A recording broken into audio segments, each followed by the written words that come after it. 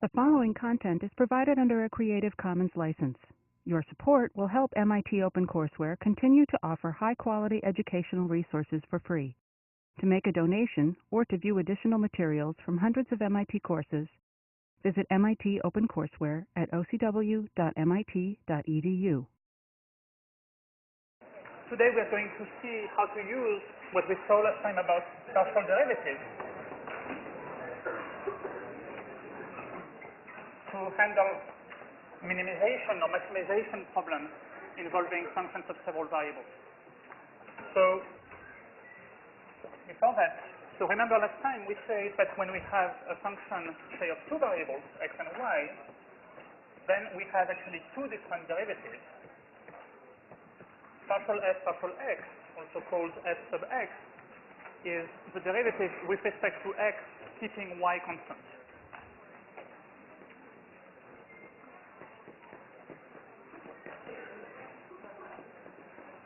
And we have partial f, partial y, also called f sub y, where we vary y and we treat x as a constant.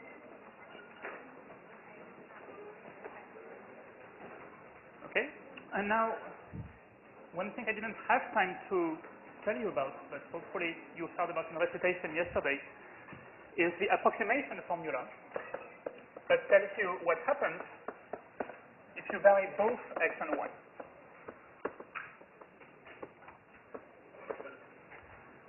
So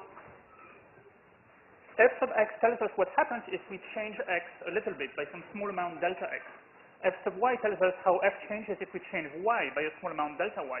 If we do both at the same time, then the two effects will add up with each other, right? Because you can imagine that first you will change x and then you will change y, or the other way around. It doesn't really matter. So if we change x by a certain amount, delta x, and if we change y by the amount delta y, and let's say that we have z equals f of xy, then that changes by an amount which is approximately f sub x times delta x plus f sub y times delta y. Okay, and that's one of the most important formulas about partial derivatives. Okay, so the intuition for this, again, is just the two effects add up. If I change x by a small amount, and then I change y, well, first changing x will modify f. How much does it modify f? The answer is the rate of change is f sub x. And if I change y, then the rate of change of f when I change y is f sub y. So altogether, I get this change in the value of f. And of course, that's only an approximation formula. Actually, there would be higher order terms involving second and third derivatives and so on. So one way to justify this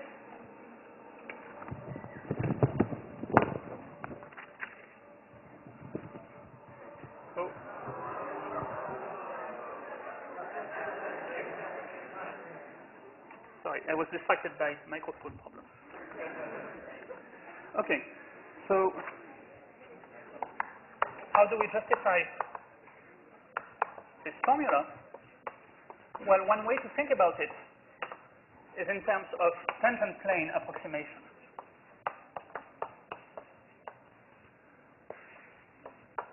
So let's think about the tangent plane to the graph of a function f. Okay, so I have some pictures to show you. It will be easier if I show the pictures. Okay, so remember, partial f, partial x was obtained by looking at the situation where y is held constant. So that means I'm slicing the graph of f by a plane that's parallel to the xz plane, and then when I change x, z changes, and the slope of that is going to be the derivative with respect to x. So now, if I do the same in the other direction, then I will have similarly the slope in a slice now parallel to the yz plane that will be partial f, partial y. So in fact, in each case, I have a line, and that line is tangent to the surface.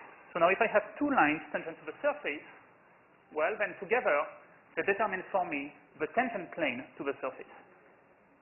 Okay, so let's try to see how that works. So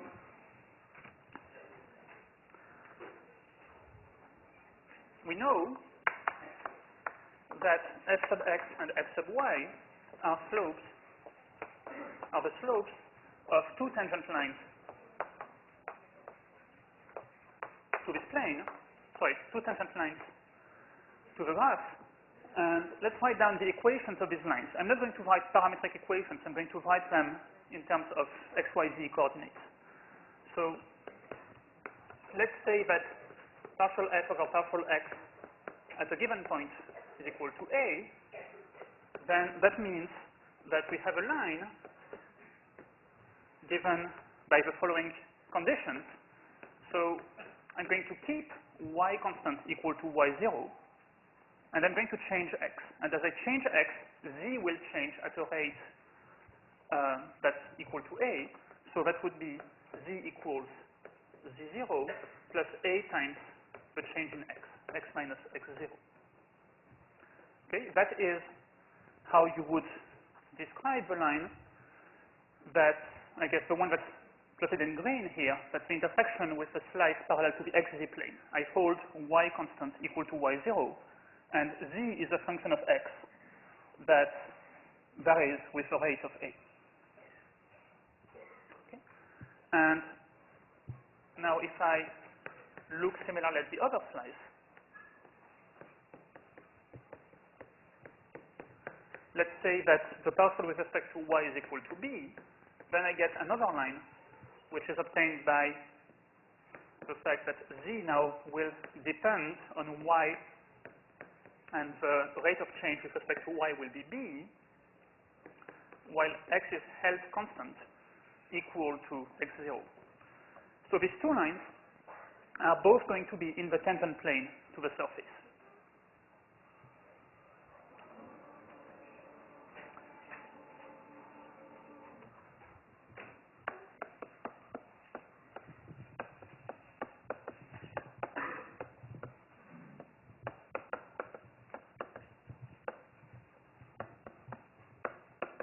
So they're both tangent to the graph of f, and, well, together, they determine a plane.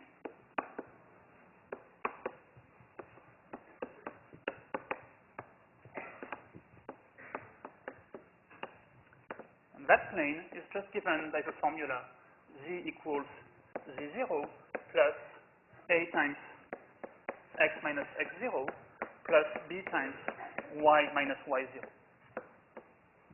Right? If you look at what happens, so this is the equation of a plane, z equals constant times x plus constant times y plus constant. And if you look at what happens if I hold y constant and vary x, I recover the first line. If I hold x constant and vary y, I get the second line. Okay, another way to do it, of course, would be to write actually parametric equations of these lines, get vectors along them, and then take the cross product to get the normal vector to the plane, and then get this equation for the plane using the normal vector. That also works, and it gives you the same formula. So, if you're curious, exercise, do it again using parametrics and using cross product to get the plane equation. Okay, so that's how we get the tangent plane. And now what this approximation formula here says is that, in fact, the graph of the function is close to the tangent plane. Okay, if we were moving on the tangent plane, this would be an actual equality. Delta z would be a linear function of delta x and delta y. And the graph of the function is near the tangent plane, but it's not quite the same, so it's only an approximation for small delta x and small delta y.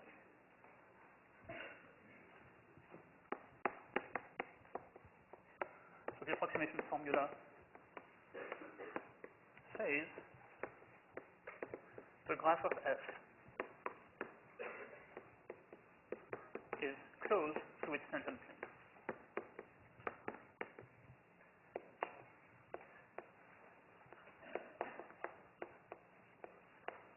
Okay? And we can use that formula now to estimate how the value of f changes if I change x and y at the same time. Okay, questions about that? Okay, so now that we've caught up with what we were supposed to see on Tuesday, I can tell you now about max and min problems.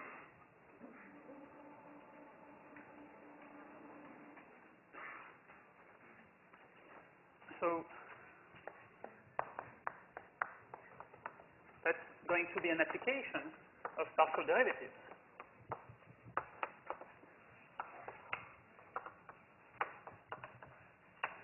To look at optimization problems.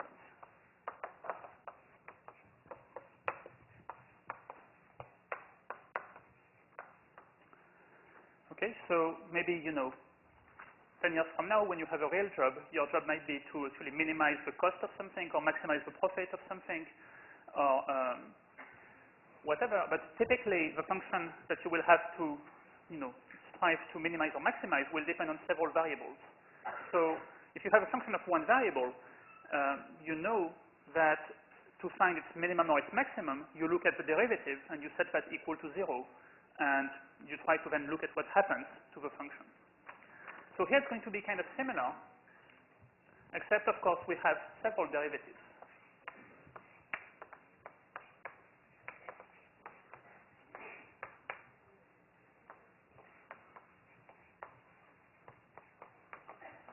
Okay, so for today we'll think about a function of two variables, but it works exactly the same if you have 3 variables, 10 variables, 1 million variables.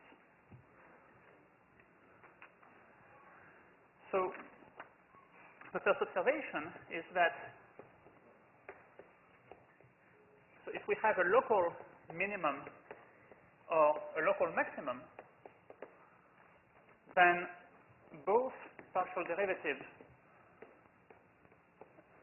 so partial f partial x and partial f partial y, are both 0 at the same time. So why is that? Well, let's say that f sub x is 0. That means when I vary x, well, to first order, the function doesn't change. Maybe that's because it's going through.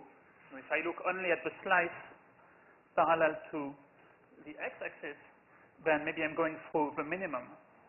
But then, if partial f partial y is not 0, then actually by changing y, I could still make the value larger or smaller. So that wouldn't be an actual maximum or minimum. It would only be maximum or minimum if I stay in the slice. But if I allow myself to change y, that doesn't work. So I need actually to know that if I change y, the value will not change either to first order. So that's why I also need partial f partial y to be 0. Now, let's say that they're both 0. Well, why is that enough? It's essentially enough because of this formula telling me that if both of these guys are 0, then to first order, the function doesn't change. And then, of course, there will be maybe quadratic terms that will actually turn that, this won't really say that your function is actually constant. It will just tell you that maybe it will be actually quadratic or higher order in delta x and delta y. And that's what you expect to have at a maximum or a minimum. Okay? So we have, okay, so that condition is the same thing as saying that the tangent plane to the graph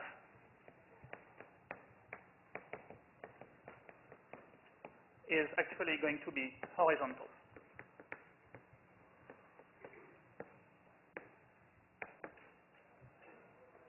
Okay, and that's what you want to have.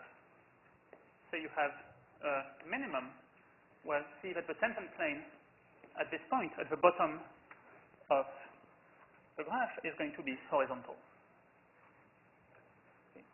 And you can see that on this equation of the tangent plane, when both these coefficients are 0, that's when the equation becomes z equals constant, the horizontal plane. Okay, does that make sense? Okay, so we'll have a name for this kind of point, because actually what we'll see very soon is that these conditions are necessary, but they're not sufficient. There's actually other kinds of points where the partial derivatives are 0. So let's give a name to this. We say, definition, we say that x, let's say x0, y0, is a critical point of f.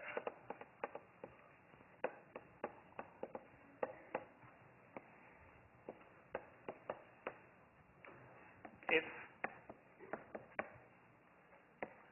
the partial derivative with respect to x and the partial derivative with respect to y are both 0. Okay. More generally, you would want all the partial derivatives, no matter how many variables you have, you want all the partials to be 0 at the same time. Okay. So let's see an example.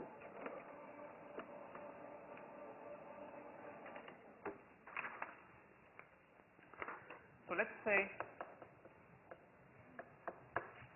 I give you the function f of xy equals x squared minus 2xy plus 3y squared plus 2x minus 2y. Okay? And let's try to figure out whether we can minimize or maximize this. Well, so what we start doing immediately is taking the partial derivatives. Okay, so what is f sub x? Start with 2x minus 2y plus 0 plus 2. Okay. Remember that y is a constant, so this differentiates to 0. Now if we do f sub y, that's going to be, well, 0 minus 2x plus 6y minus 2. And what we want to do is set these things equal to 0. And we want to solve these two equations at the same time. Okay, so an important thing to remember, I mean, maybe I should have told you a couple of weeks ago already. If you have two equations to solve, well, it's very good to try to simplify them by adding them together or whatever. But you must keep two equations, okay? If you have two equations, you cannot end up with just one equation out of nowhere. Okay, so for example here, we can certainly simplify things by summing them together. See, if we add them together, well, the x's cancel and the constants cancel. And in fact, we're just left with 4y equals 0. That's pretty good. That tells us y should be 0. But then we should, of course, go back to these and see what else we know. Well, now it tells us, so if you put y equals 0, it tells you 2x plus 2 equals 0. That tells you x equals minus 1. Okay, so we have one critical point that xy equals minus 1 and 0. Okay? Any questions so far? No? Well, you should have a question. Question should be, how do we know if it's a maximum or a minimum?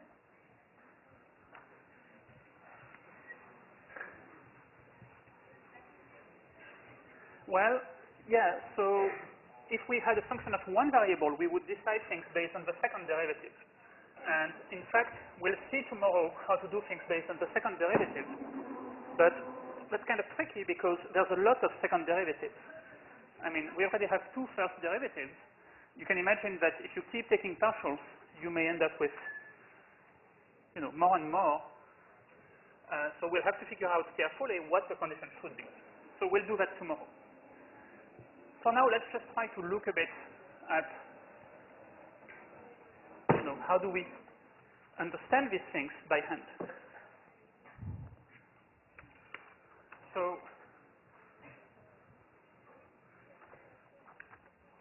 in fact, let me point out to you immediately that there's more than maxima and minima. So remember, we saw, you know, the example of x squared plus y squared that has a critical point. That critical point is obviously a minimum.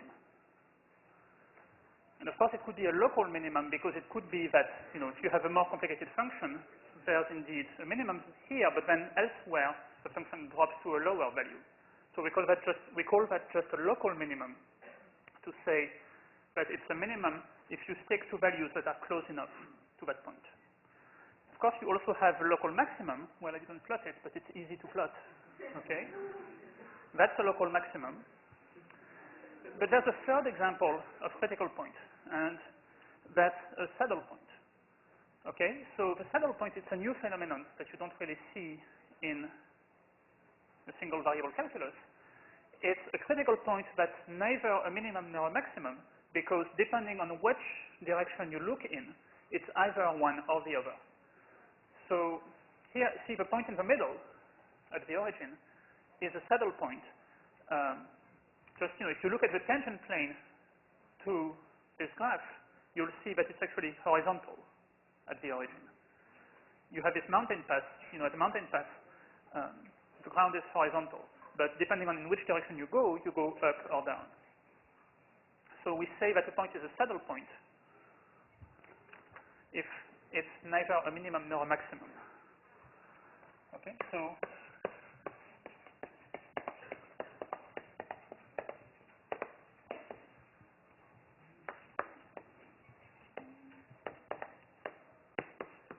possibilities could be a local min, a local max, or a saddle.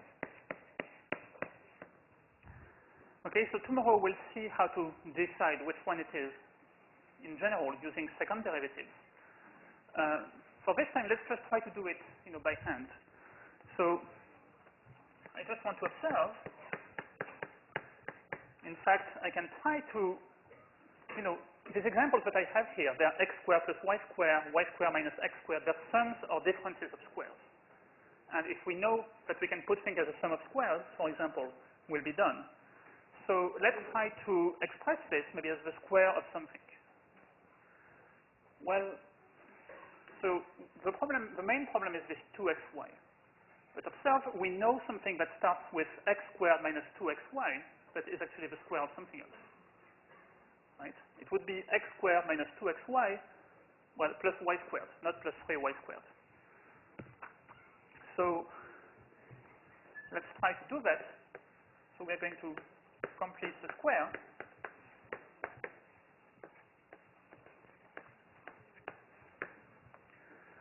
So I'm going to say it's x minus y squared, and then, so that gives me the first two terms and also a y squared. Well, I still need to add two more y squares, and I also need to add, of course, the 2x and minus 2y.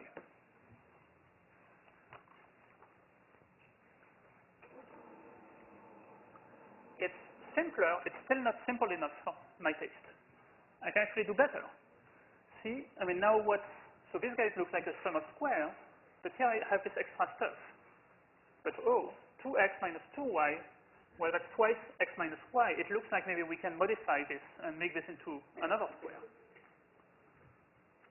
Okay, so in fact, I can simplify this further to x minus y plus 1 squared. See, that would start like, maybe I could put parentheses here. That would be x minus y squared plus twice x minus y, and then there's a plus 1. Well, we don't have that plus 1, so let's remove it by subtracting 1. Okay. Oh, let me write that minus 1 here, and I still have my 2y squared. Okay, do you see why this is the same function as that one? Yeah? So, again, if I expand x minus y plus 1 squared, I get x minus y squared plus twice x minus y, that's those guys, plus 1. But I will have minus 1 that will cancel out. And then I have a plus 2y squared.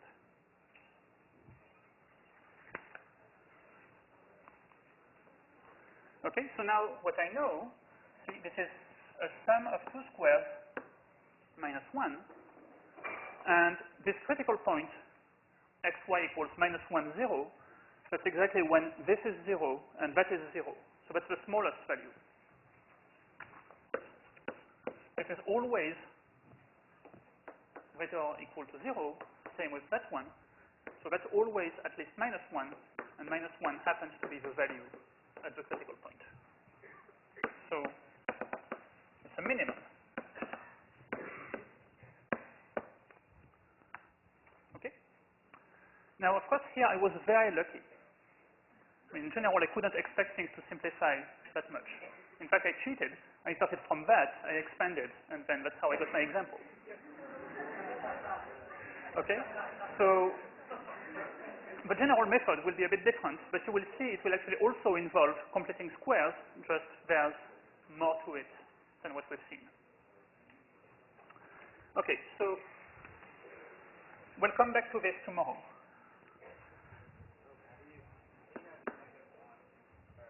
Sorry? Oh, how do I know that this equals? Y is what, -1? Sorry. Like, how do you know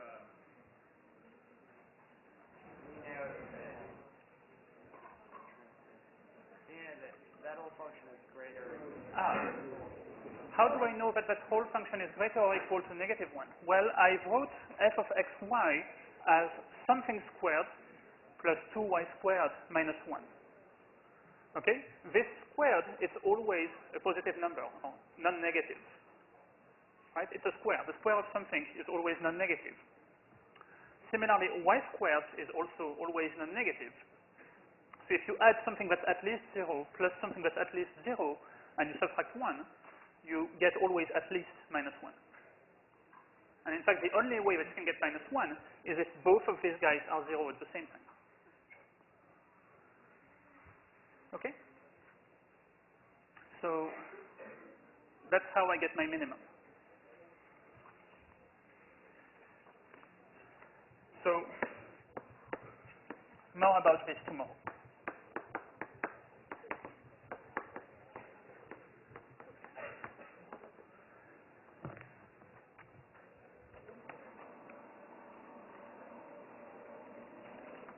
So in fact, what I would like to tell you about now instead is a nice application of min-max problems that maybe you don't think of as a min-max problem, but you will see, because, I mean, you don't think of it that way, because probably your calculator can do it for you. Or if not, your computer can do it for you. But it's actually something where the theory is based on minimization in two variables. So very often in experimental sciences, you have to do something called least squares interpolation. And what is that about?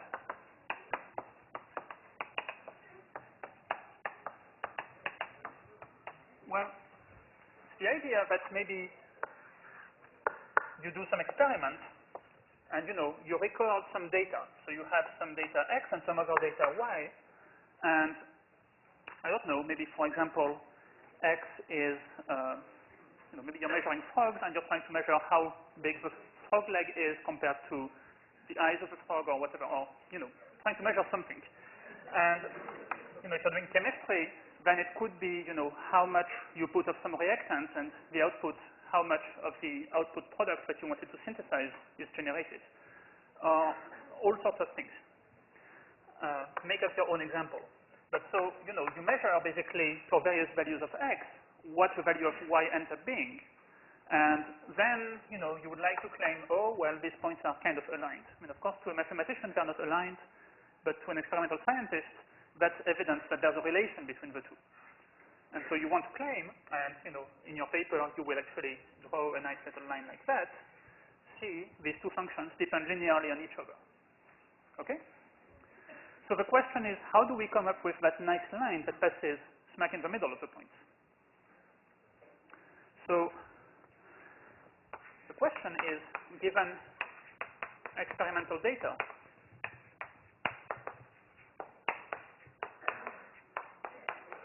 xi, yi,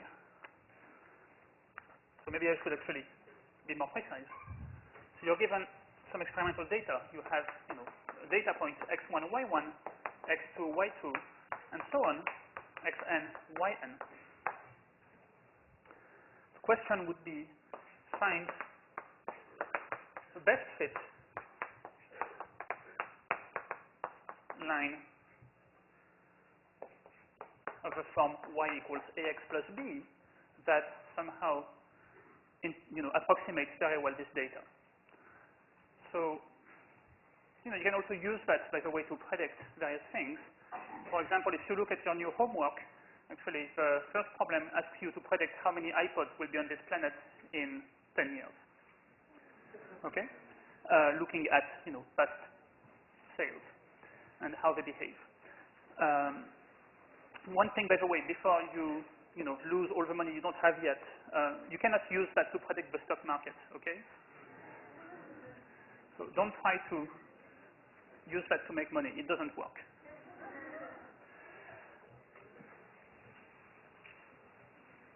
So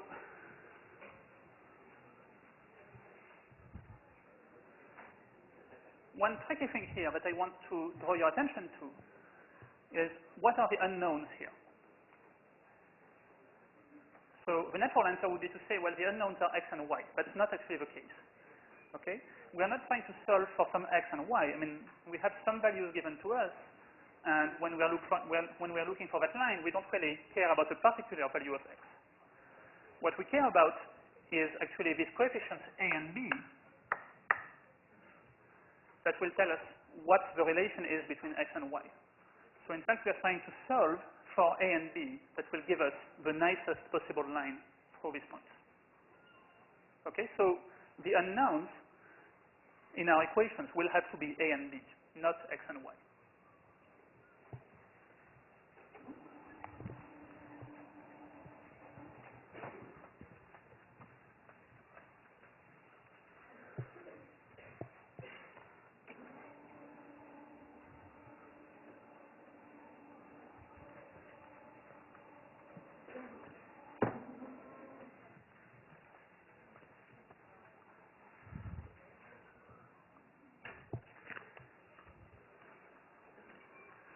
Okay, so the question really is find the best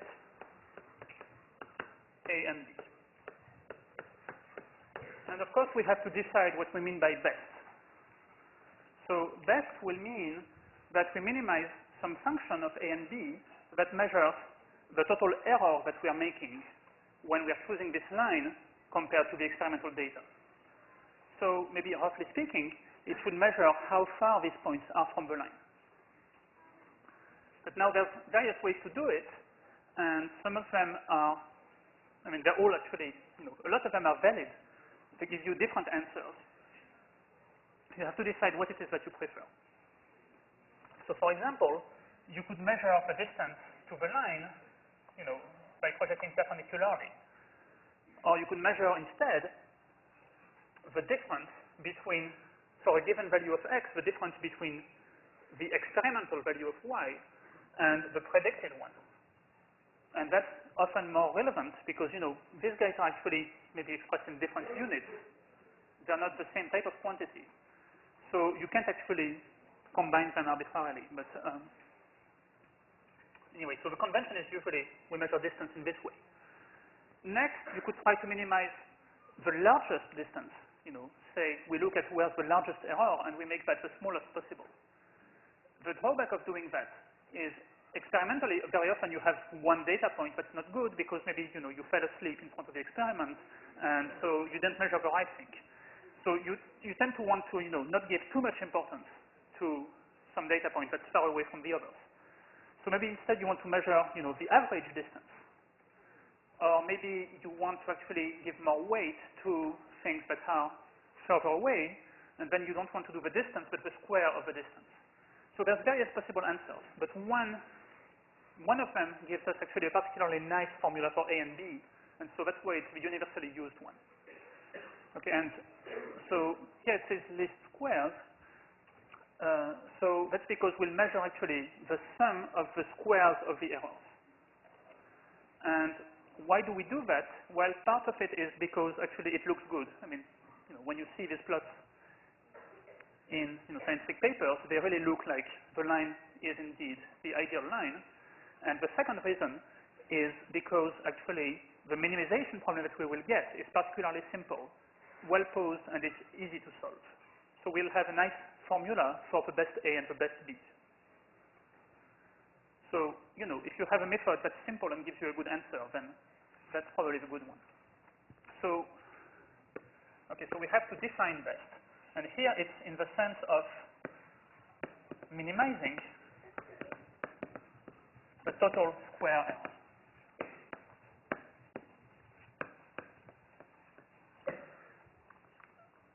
So, or maybe I should say total square deviation. Let me do that instead. Okay, so what do I mean by that? So the deviation for each data point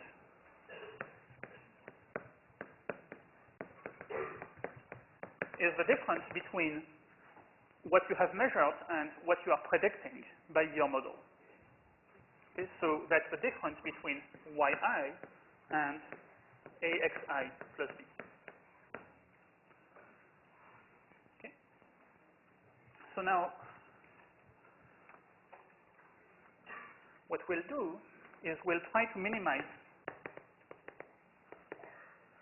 the function capital D, which is just the sum for all the data points of the square of the deviation.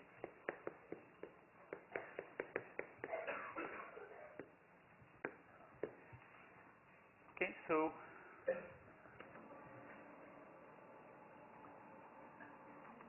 let me emphasize again, this is a function of A and B. I mean, of course, there's a lot of letters in here, but xi and yi, in real life, there will be numbers given to you. There will be the numbers that you have measured. You've measured all of this data. They are just going to be numbers. You put them in there, and you get a function of A and B. Okay?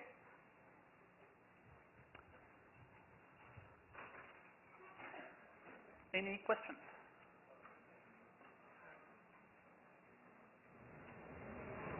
No. Yes? No? Okay. So how do we minimize this function of A and B? Well, let's use our new knowledge. Let's actually look for a critical point. So we want to solve for partial D over partial A equals 0 and partial D over partial B equals 0. That's how we look for critical points. So let's take the derivative of this with respect to A. Well, so it's going to be, well, the derivative of a sum is sum of the derivatives. And now we have to take the derivative of this quantity squared. So, okay, remember how we take the derivative of a square? We take twice this quantity times the derivative of what we're squaring. So we'll get 2 times minus yi minus axi plus b times the derivative of this with respect to a. What's the derivative of this with respect to a? Negative xi, exactly. Okay? And so we'll want this to be 0. And partial d over partial b, we do the same thing, but differentiating with respect to b instead of respect to a. So again, sum of squares, twice yi minus axi plus b, times derivative of this with respect to b is I think, negative 1. Okay? So that's the equations we have to solve. Well, let's reorganize this a little bit.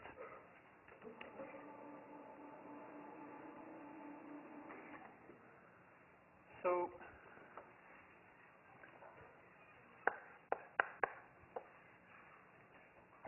the first equation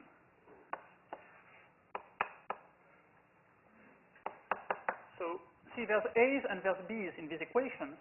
I'm going to just look at the coefficients of A and B.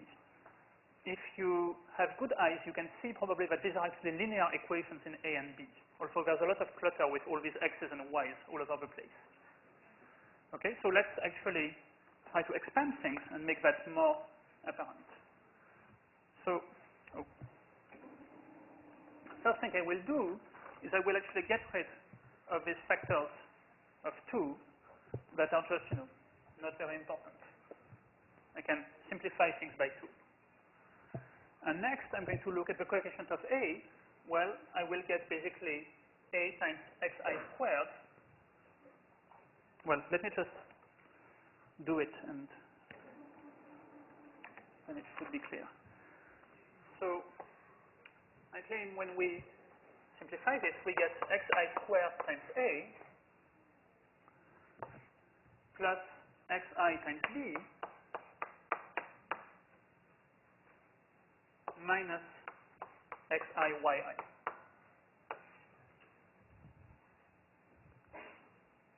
And we set this equal to 0. Okay, do you agree that this is what we get when we expand that product? Yeah, kind of. Okay, let's do the other one. So we just multiply by -1, so we take the opposite of that.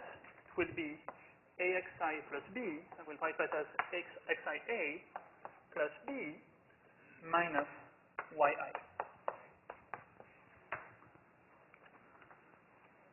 And, oh, sorry, I forgot the n here. And let me just reorganize that by actually putting, all the a's together. That means actually I will have sum of all the xi squared times a plus sum of xi times b minus sum of xi yi equals 0.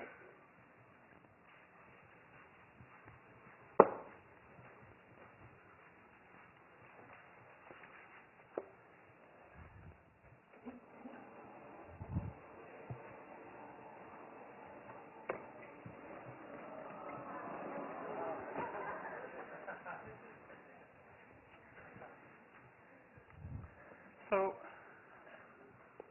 if I rewrite this, it becomes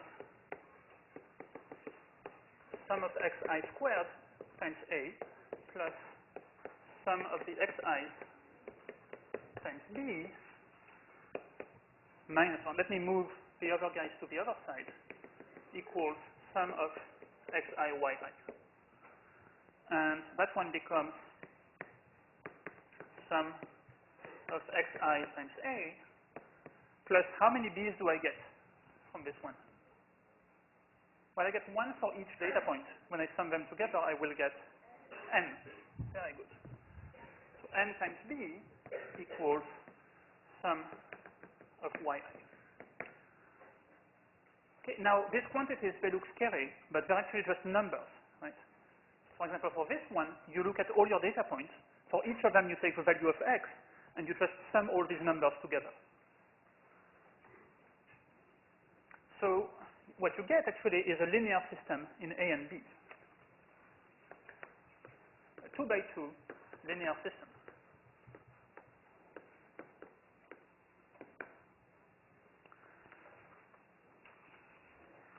And so now we can solve this for A and B. So in practice, of course, first you plug in the numbers for xi and yi, and then you solve the system that you get. Okay, and we know how to solve 2x2 linear systems, I hope. Okay, so that's how we find the best fit line. Now, why is that going to be the best one instead of the worst one? We just solved for a critical point. That could actually be a maximum of this error function d. Well, so we'll have actually the answer to that next time.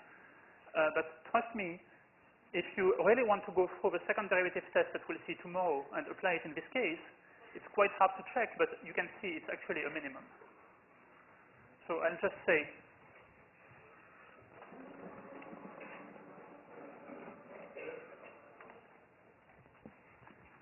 we can show that it's a minimum.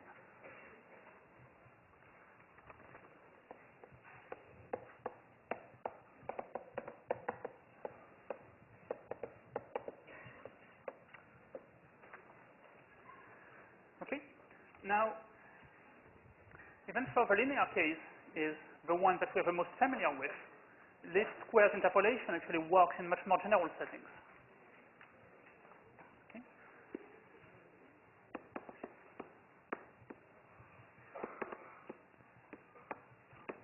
because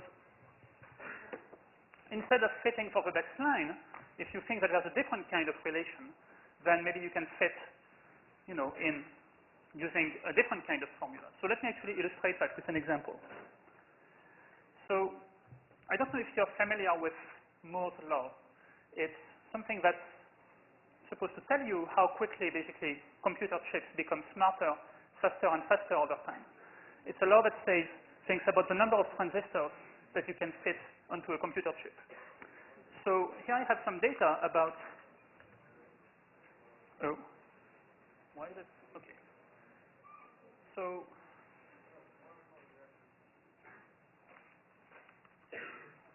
okay, better. So here's data about the number of transistors on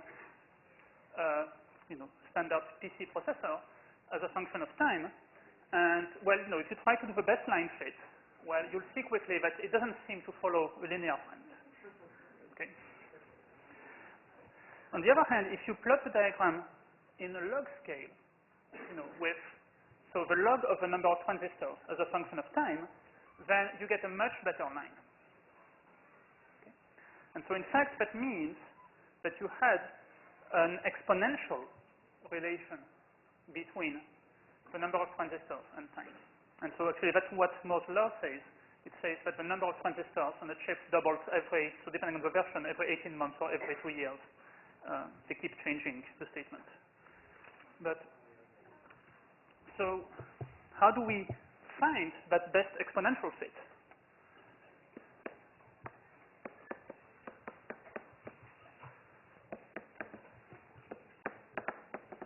Well, so an exponential fit would be something of the form y equals a constant times exponential of a times x. Okay? That's what we want to look at. Well, we could try to minimize a square error like we did before. That doesn't work well at all. The equations that you get are very complicated. You can't solve them. But remember what I showed you on this log plot. Right? If you plot the log of y as a function of x, then suddenly it becomes a linear relation. So observe, this is the same as ln of y equals ln of c plus ax. And that is a linear best fit. So what you do is you just look for the best straight line fit for the log of y. So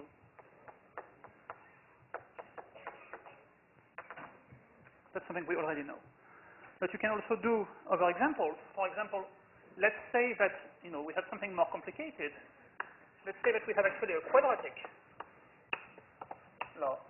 So for example, y is of the form ax squared plus bx plus c. And of course, you're trying to find, somehow the best. So that would mean here fitting the best parabola for your data points. Well, to do that, you would need to find a, b, and c. Okay, and now you would have actually a function of a, b, and c, which would be the sum of the all data points of the square deviation.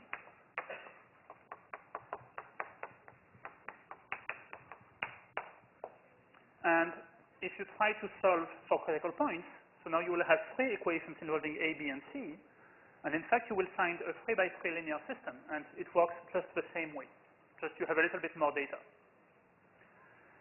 So